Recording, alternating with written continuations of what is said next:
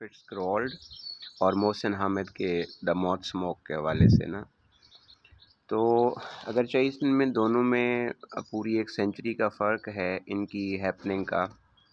यानी वो नावल 1922 में लिखा गया और ये 2007 में लिखा गया, तो there is a wide difference between these ना। तो बेसिकली हमारे एक दोस्त हैं, उन्होंने हमसे क्वेश्चन किया है कि इनकी आपस में सिमिलैरिटीज़ क्या है, पैरेललिज़म्स क्या हैं।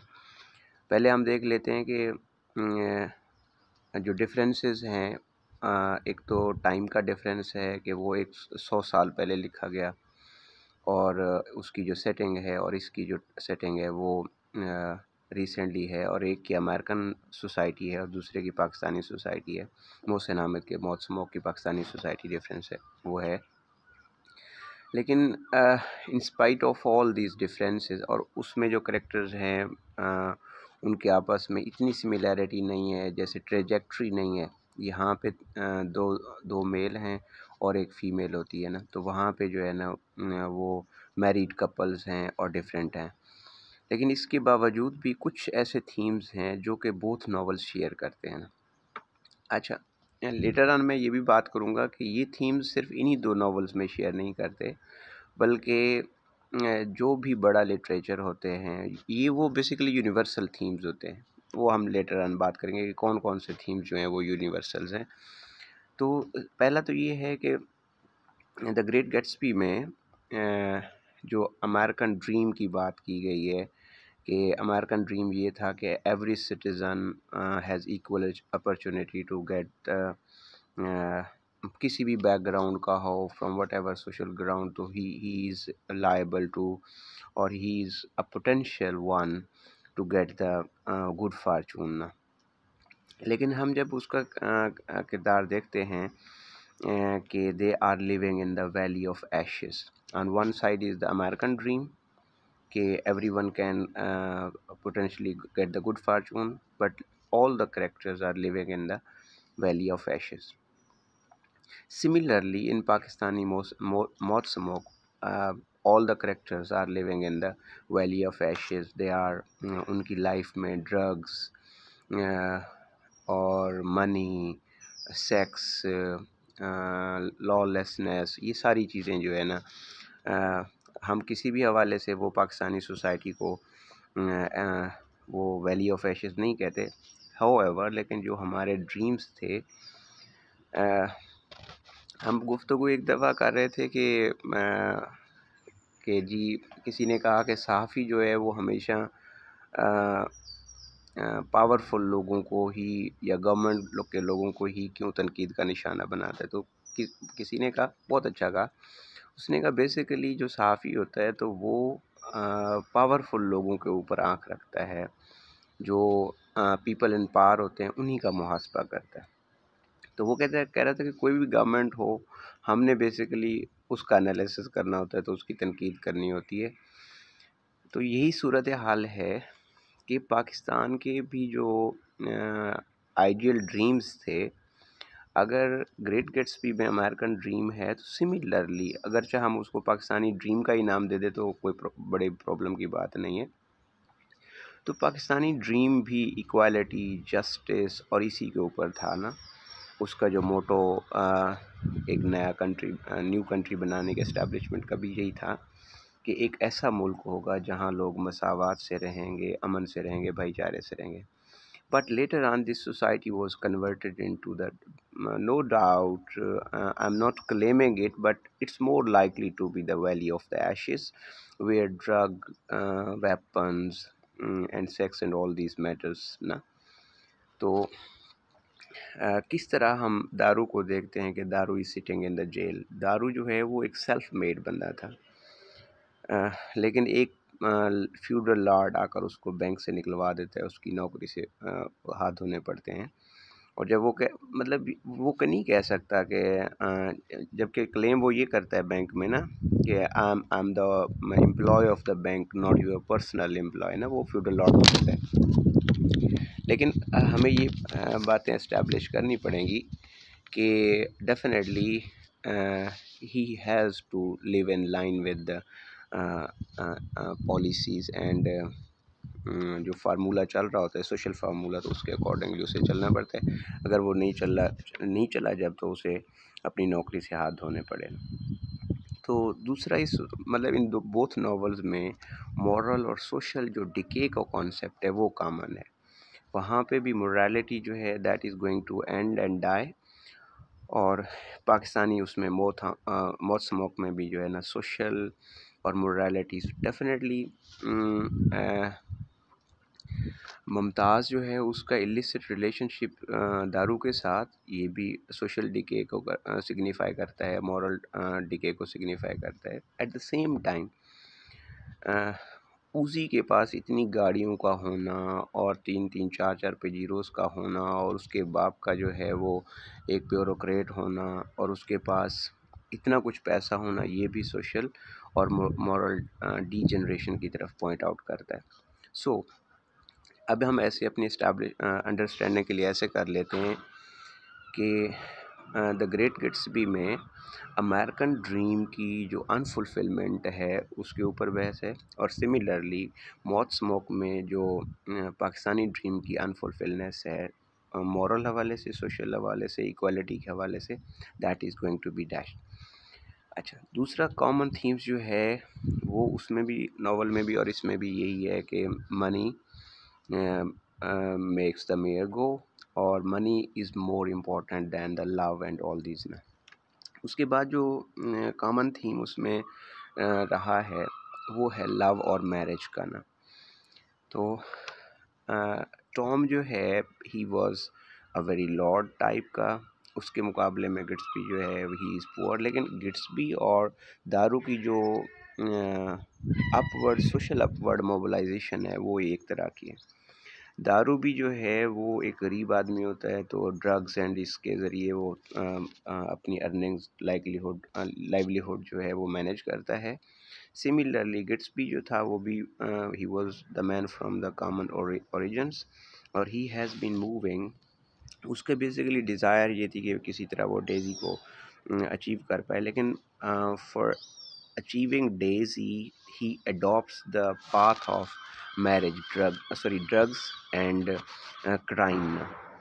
सिमिलरली यहाँ पे हमारा जो करेक्टर दारू है he is more inflicted in the world of crimes. दूसरा थर्ड जो novel themes which these both novels share, that is of the hypocrisy, social hypocrisy, that is also prevalent in the Pakistani society and also in the American society. So established जो rich और poor का है concept के established rich he always his own patterns of enjoyment, जैसे कि Tom के हैं। Tom एक established rich था, he was having a mistress. Similarly यहाँ हमारे मौत स्मोक में उजी जो है वो एस्टैब्लिश्ड रिच है, जबकि उसके मुकाबले में दारू जो है ही is a man who is searching for his destiny and future, but he could not get that. Similarly जो एक और थीम इसमें पैरेलल है वो है एक्सीडेंट्स का ना। टॉम्स बिलव्ड जो है she is hit by the car, और गिट्सबी जो है डेज़ी को बचाने के लिए कार ड्राइव जो है वो डेज़ी कर रही थी। लेकिन आपको पता है कि गरीब जो होता है, कहते हैं कि गरीब के पास और कुछ नहीं होता, लॉयल्टी होती है, लव होती है। तो गिट्सबी यही कहता है कि डेज़ी बच जाए, कोई बात नहीं, मैं वो खुद क्लेम कर लेता है कि ये मर्टल को मैंने मारा है, तो उसका हस्बैंड जॉर्ज जो है वो उसे मार देता है। लेकिन इस पॉइंट पर आकर गिट्सबी लेटर ऑन तो मर जाता है, सॉरी खुदकुशी कर देता है, कर लेता मर जाता है। लेकिन प्रॉब्लम ये है कि उसको उस वक्त ये रियलाइज़ हो चुका होता है कि जो उसकी बिलव्ड है she is not going to run, यानी Daisy is not going to run with him, and she is not going to marry him, and she is not going to leave her husband. तो उस वजह से मतलब उसके लिए फिर further living की जो लिविंग का स्टांस होता है या एथिकल कोड होता है वो ख़त्म हो जाता है, तो उसकी जो फ्यूचर की डिज़ायर एंड होप होती है वो ख़त्म हो चुकी थी।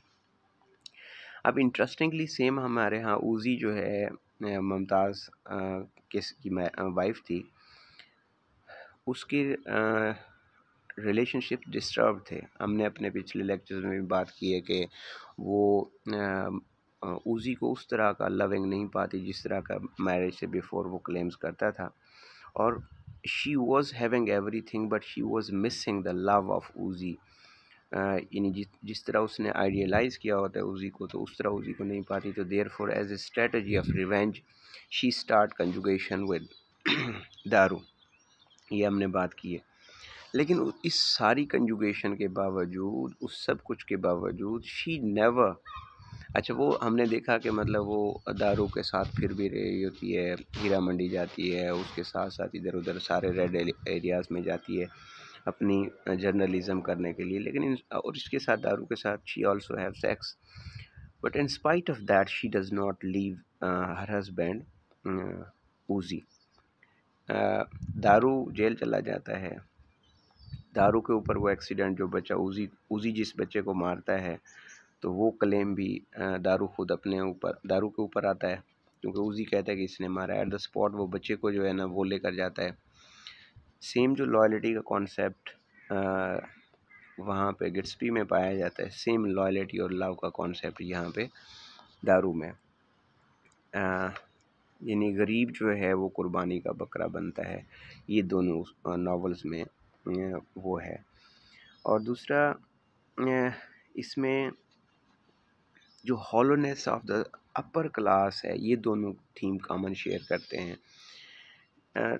आपने देखा होगा कि वहाँ पे भी गिट्सबी में भी one is the rich class, everything है, लेकिन still they are not attach to the human values ना। And the same over here मौत स्मोक में भी जो रिच क्लास है उसकी शैलोनेस, हॉलोनेस को शो किया गया।